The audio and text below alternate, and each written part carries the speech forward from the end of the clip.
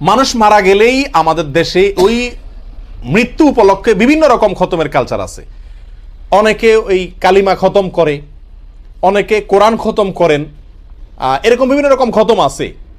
তো এই যে কালিমা খতম, সোয়াল একবার কালিমা পড়লে উনি মুক্তি পেয়ে যাবেন মৃত লোকটা, অথবা কোরআন খতম করলে তিনি মুক্তি পেয়ে যাবেন, এরকম অনেক ধারণা আমাদের সমাজে আছে। প্রিয় ভাইয়েরা, মানুষ মারা যাওয়ার পরে আপনি তার সন্তান এবং ওয়ারিস হিসাবে তার জন্য আল্লাহর কাছে দোয়া করবেন এবং ইস্তেগফার করবেন, তার পক্ষ থেকে আল্লাহর কাছে ক্ষমা চাইবেন যেন আল্লাহ তাকে মাফ করেন।